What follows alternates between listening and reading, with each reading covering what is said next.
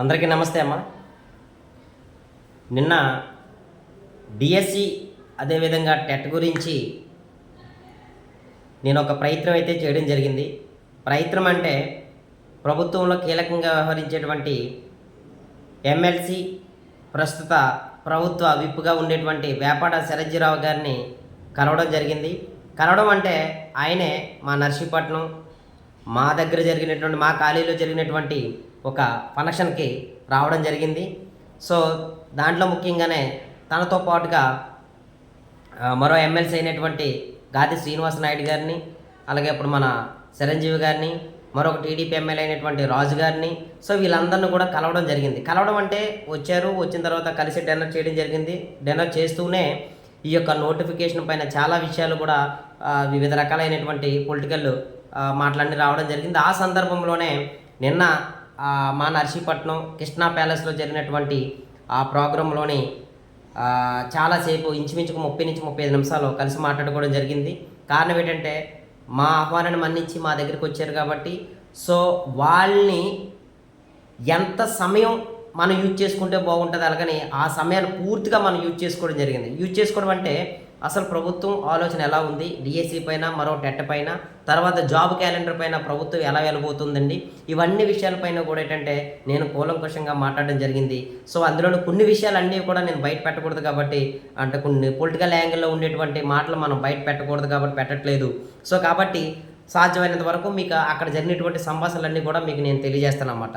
So అదేవిధంగా మన ఛానల్ని ఇంకా కొత్తగా ఎవరైనా చూస్తున్నట్టు వాళ్ళు ఉన్నట్టయితే ఇంకా సబ్స్క్రైబ్ చేసుకోకపోతే చేసుకోండమ్మా. జెన్యూన్గా ఇన్ఫర్మేషన్ ఉంటుంది, మాకు పనికొచ్చే ఇన్ఫర్మేషన్ అయితేనే సార్ చేస్తారని భావిస్తే మీరు సబ్స్క్రైబ్ చేయండి అమ్మా.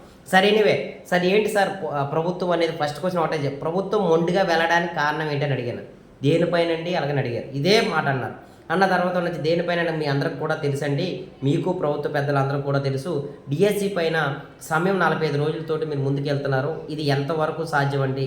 నిజంగా కానీ ప్రిపేర్ అవ్వడానికి అవకాశం ఉంటుంది అనుకున్నట్టయితే 45 రోజులు ఏమండి, ఆల్రెడీ మేము జూన్లో ఖచ్చితంగా నియామకాలు పూర్తి చేస్తామని గత నుంచి కూడా మేము ఫస్ట్ రోజు కూడా మేము అయితే చెప్పాము. సంతకం పెట్టినప్పుడు కూడా దానికి అనుగుణంగానే వెళ్ళాము. తర్వాత టెట్ పెట్టాము. టెట్ పెట్టిన తర్వాత మళ్ళీ సమయాన్ని మీరు కోరితే మరొక 90 రోజులు ఇవ్వడం జరిగింది. తర్వాత ఎస్సీ వర్గీకరణ ఇతర అంశాలన్నీ కూడా రావడం జరిగింది. అందువల్ల లేట్ అయింది తప్ప, లేకపోతే మేము అప్పుడు ఇచ్చేవాళ్ళు. అలాగని తనను తాను ప్రభుత్వాన్ని డిఫెన్స్ అంటే ఒక సేఫ్ జోన్గా ఉంచే విధంగా తను మాట్లాడడం జరిగింది. సార్ అయితే మాత్రం ఈ విషయం పైన సుప్రీంకోర్టుకి వెళ్ళడం జరిగిందని నేను అనడం జరిగింది. ఆ సుప్రీంకోర్టు మీరు వెళ్ళడం పెట్టి కొంతమంది వైసీపీ ప్రతిపక్ష నాయకులు వెళ్ళారు కదంటే, సార్ అదే సార్ లోకేష్ గారు కూడా అలాగే వ్యాఖ్యానించారు. సో ఇదైతే మాత్రం కరెక్ట్ కాదు సార్. యాక్చువల్గా స్టూడెంట్స్లో ఉండేటువంటి బాధ ప్రకారంగానే వాళ్ళు ఉండేటువంటి వేదన ఆధారంగా చేసుకొని కోర్టుకి వెళ్ళడం జరిగిందంటే అప్పుడు క్లియర్ కట్గా చెప్పారన్నమాట. సార్ ఎట్టి పరిస్థితుల్లోనూ కూడా చాలా పకడ్బందీగా ఈ డిఎస్సి నిర్వహించాలి అలాగని మేము అనుకుంటున్నాం. యాజ్ పర్ షెడ్యూల్ ప్రకారంగా జరుగుతుంది అలాగని ఆయన చెప్పడం జరిగిందనమాట.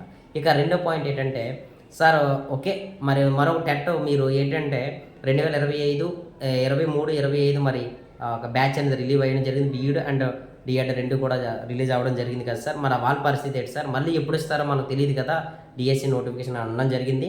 అంటే మనం యాక్చువల్గా 2024 నోటిఫికేషన్ అండి ఇది. యాక్చువల్గా మనం కూడా కట్ ఆఫ్ తేదీని కూడా మనం జూలై కల్లా మనం తీసుకోవడం జరిగింది.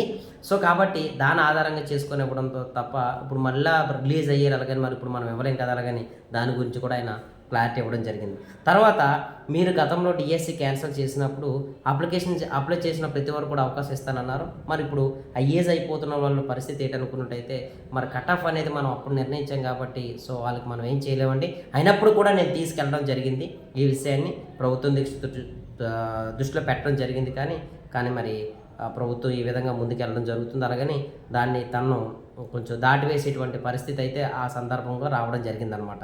సో తర్వాత వచ్చారంటే వయోపరిమితి అనేటువంటి విషయం గురించి మీ అందరూ తెలుసు కదా సార్. మీరే 47 సంవత్సరాలు పెంచండి అలాగనేటువంటి ఏపీఎస్సీ కార్యదర్శి అప్పుడు సైడ్మెన్కి కార్యదర్శి కూడా లేఖ రాశారు గ్రూప్ 2 విషయంలో. మీకు ఆల్రెడీ మీకు ఐడియా ఉండి ఉంటుంది కదా సార్.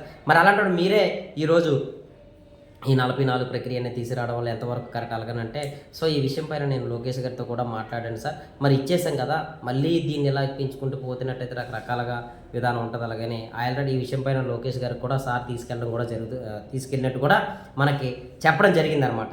సో ఇలా ప్రతి అంశం పైన కూడా నేను కూలంకుషంగా ఈ డిఎస్సి పైన టెట్ పైన ఇలాగా వస్తున్న డౌట్స్ తర్వాత వచ్చారంటే మన నిరుద్యోగుల్లో ఉండేటువంటి ఆవేదన ఇవన్నీ కూడా బయట పెట్టడం జరిగింది.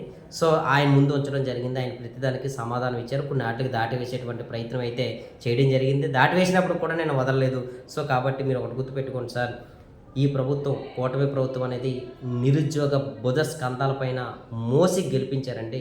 దాన్ని మీరు విస్మరించినట్టయితే దానికి డెఫినెట్గా మూల్యం అయితే, అంటే ఇంకో విధంగా నేను అనట్లేదు, పొలిటికల్ స్టేట్మెంట్ అనట్లేదు సార్, కానీ ఖచ్చితంగా వ్యతిరేకత అయితే ఉంది. దాన్ని మరి మీరు ఎలా బీట్అవుట్ చేస్తారనేది మీ మీద ఆధారపడి ఉంటుందండి. అలాగని కూడా నేను చెప్పాను. తర్వాత ముందుకి చాలా నోటిఫికేషన్లు అయితే మనం ఇవ్వాలనేటువంటి ఆలోచనతో చేస్తున్నామండి. అలాగని ఆయన చిరంజీవి గారు కూడా మనకు చెప్పడం జరిగింది. సో మరి ఏంటి సార్ ఏటాట డిఎస్సి అనేది అంటే, సో ఏటాట డిఎస్ అంటే ఈ డిఎస్సి ఫుల్ఫిల్గా చేసి రిమైనింగ్ పోస్టులు ఏదైతే ఉన్నాయో అవి కూడా యాజ్ ఎర్లీ పాసిబుల్ తొందరలోనే ఇవ్వడానికి కూడా ప్రభుత్వం దగ్గర అయితే మాత్రం ఒక మాస్టర్ ప్లాన్ ఉన్నట్టు ఆయన చెప్పడం జరిగిందండి. సో ఇలా అనమాట అనేక విషయాలపైన కూడా చెప్పడం జరిగింది. తర్వాత జాబ్ క్యాలెండర్ పరిస్థితి ఏంటంటే, యాక్చువల్గా జాబ్ క్యాలెండర్ మేము గతంలోనే ఇవ్వాలనుకున్నామండి. ఇలాగా అనౌన్స్ చేసేటప్పుడు ఆ టైంలోనే కొంత ఎక్కువ వేకెన్సీస్ కాకుండా తక్కువతో రిలీజ్ చేయడం వల్ల నిరుద్యోగుల నుంచి వ్యతిరేకత రావడం జరిగింది. అందువల్ల దాన్ని వాయిదా వేయడం జరిగింది.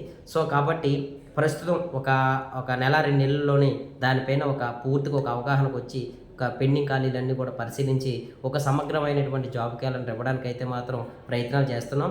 సో కాబట్టి ఖచ్చితంగా ఈ 5 సంవత్సరాల్లోని ప్రభుత్వంలో ఉండేటువంటి వివిధ రకాలైనటువంటి ఖాళీలన్నీ కూడా ఏంటంటే పూర్తి చేయడానికి అయితే మాత్రం లోకేష్ గారు కూడా సిద్ధంగా ఉన్నట్టు నాతో కూడా చెప్పడం జరిగిందండి.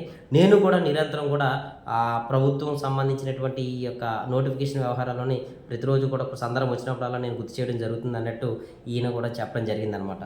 సో ఇంకా మన గాది శ్రీనివాస నాయుడు గారితో కూడా మాట్లాడాం. ఎందుకనంటే ఆయన సందర్భం వచ్చాడు కాబట్టి మాస్టర్ ఆ డిమాండ్స్ అయితే మాత్రం విద్య సంబంధించినటువంటి డిమాండ్స్ కూడా, అంటే ఎవరు ఉపాధ్యాయులకు సంబంధించినటువంటి అంశాలు కూడా మేము పెడుతున్నాము.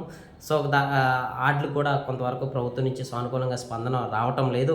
సో కాబట్టి నా ప్రయత్నం అయితే చేశాను, కానీ మరి అంతవరకు ముందుకెళ్ళలేదు. అలాగే ఆయన కూడా వ్యాఖ్యానించడం జరిగింది. తర్వాత పక్కనే ఉన్నారు కాబట్టి ఈ విషయాలన్నీ కూడా మరి ఆయన దగ్గర పెట్టడం జరిగింది. ఆయన కూడా ఏంటంటే కొన్ని సరదాగా కొన్ని పంచులు కూడా వేయడం జరిగింది.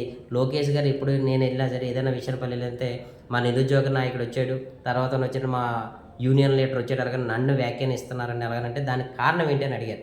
ఏంటి సార్ అలాగనంటే నిరుద్యోగ ఏదైతే ఆ సమస్యలు ఉన్నాయో నిరుద్యోగ జేఏసీలు వార్డుకు సమస్యల కంటే కూడా నేనే బలంగా ఎక్కువ పట్టుకెళ్ళడం వల్ల ఏంటంటే సో ఆ లోకేష్ గారు ఆ విధంగా వ్యాఖ్యానిస్తున్నట్టు కూడా ఆయన చెప్పడం జరిగింది. తర్వాత ఈ యొక్క టీచర్కి సంబంధించిన యూనియన్ తరపున కూడా వాళ్ళు అడగలేని డిమాండ్స్ కూడా నేను సార్ దగ్గర తీసుకెళ్తడం జరుగుతుందండి. అలాగని సో అందువల్ల ఏంటంటే మా యూనియన్ లీడర్ వచ్చాడు, అలాగని ఆయన కూడా తరచుగా నన్ను వ్యాఖ్యానిస్తూ ఉంటాడు.